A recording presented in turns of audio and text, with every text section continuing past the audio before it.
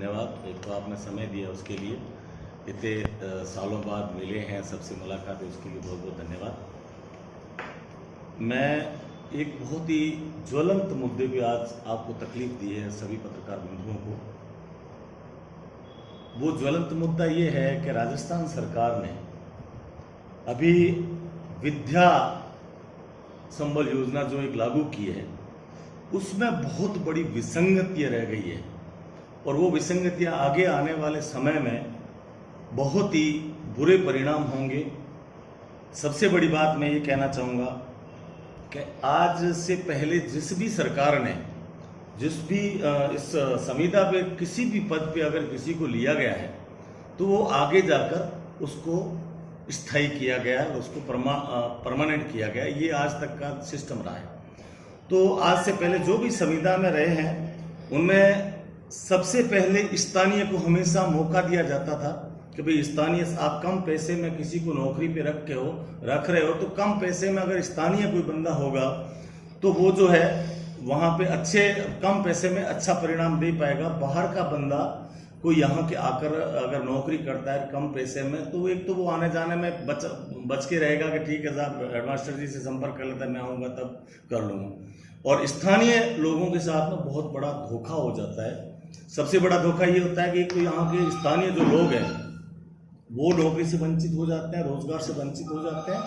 और दूसरा, जो स्थानीय लोगों को नौकरी तो रही जाती है, बाकी जब कोई दूसरा बाहर का लगता है वो कुछ समय बाद में अपना स्थानांतरण या कुछ करके वो चला जाता है। तो यहाँ के जो दुर्गम स्थिति के हालात हैं बाड़मेर जैसलमेर के, अगर कोई नौकरी पे लग जाता है और कल उसको जैसे ही परमानेंट हुआ वो ट्रांसफर करके वापस अपने जिले और शहर में चला जाता है तो हमारे हालात वो के वो रह जाते हैं।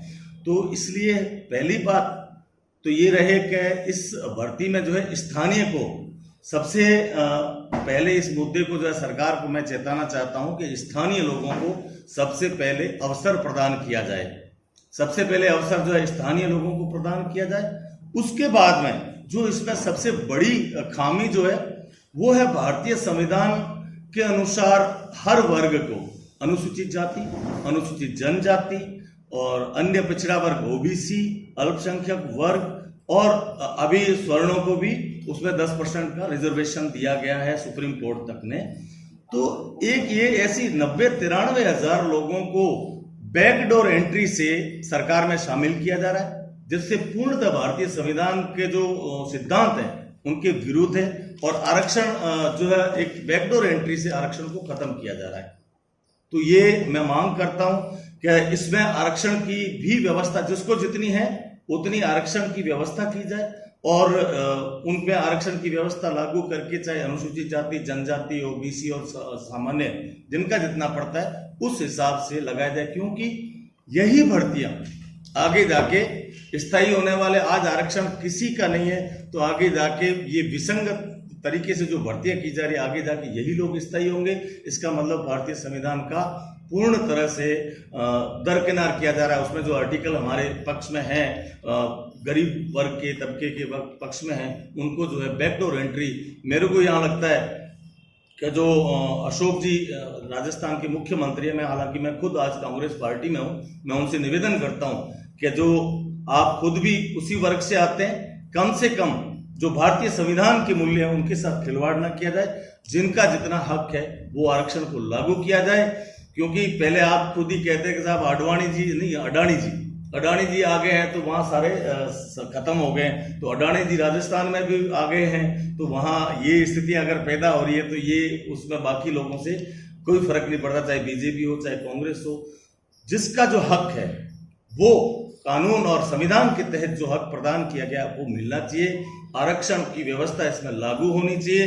अगर आरक्षण की व्यवस्था लागू नहीं होती है तो मैं एक आम नागरिक होने के नाते आम जनता, बाड़मेर की जनता और आम लोगों से मैं निवेदन करूंगा कि स्थानीय के मुद्दे को लेके, आरक्षण के मुद्दे को लेके आप जो है, हम कल नहीं परसों 10 तारीख को जो है एक बड़े स्तर पे हम जो है इसमें जिला कलेक्टर महोदय को ज्ञापन देंगे, सरकार को और राज्यपाल महोदय को, कि जो ये आरक्षण व्यवस्था है इसको आप लागू करें, क्योंकि आने वाले समय में ये धोखा है, इसको जो है चेताएंगे। अगर नहीं मानेगी तो हम बड़ा आंदोलन भी कोशिश करेंगे कि भाई स्थानीय लोगों को मौका ना मिलना और आरक्षण के साथ जो है गलत तरीके से उसको दरकिनार करना आरक्षण को, इन चीजों को लेकर हम जनता को जगाएंगे और बड़ा आंदोलन भी करेंगे और लड़ेंगे भी, और इस हक को हम लेके रहेंगे। और ये तो है राजस्थान सरकार की बात। कुछ योजनाएं जो है केंद्र सरकार की है, वो बाड़मेर के लिए स्पेशली हुआ करती थी बैकवर्ड होने की वजह से। जैसे एक बीआरजेएफ, मैं पहले सरपंच था, और बीआरजेएफ और बीएडीपी दोनों योजनाओं में हमने वहाँ काफ़ी बिल्डिंगें बनाई, हॉस्पिटल बने, आंगनवाड़ी केंद्र बने, रोड बने, और बहुत सारी बिल्डिंग हमें बीएडीपी और बीआरजेएफ में बनाई थी, जो बाड़मेर जैसलमेर बॉर्डर एरिया को विशेष तौर से मिलती थी। वो केंद्र सरकार की ओर से बंद की गई। ये बाड़मेर की जनता के साथ में बहुत बड़ा धोखा है।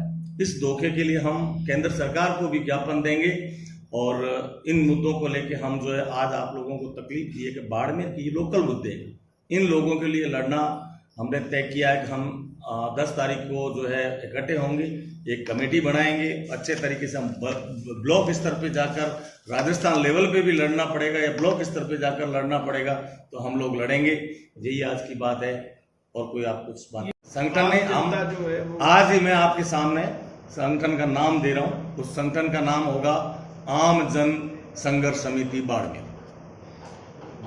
आम जन संघर्ष समिति बाड़मेर आम जनता की तरफ से होगा, न उससे भाई कांग्रेस हो चाहे बीजेपी। हम केंद्रीय सरकार में बीजेपी, उसके जो भी हमारे हक मारे उनकी बात करेंगे बाड़मेर जिले की।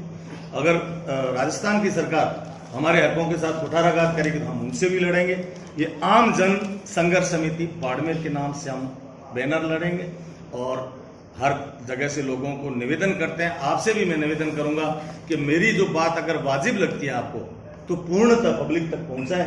यहाँ पब्लिक के हक हमेशा चौथा स्तंभ आप है, पत्रकारिता।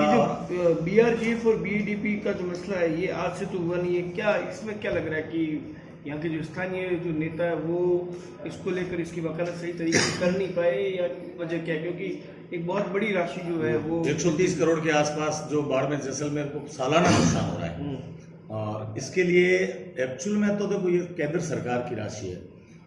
जब 2005 के आसपास बीआरजेएफ लागू हुई थी, बीएडीपी ऑलरेडी पहले से ही चली आ रही थी।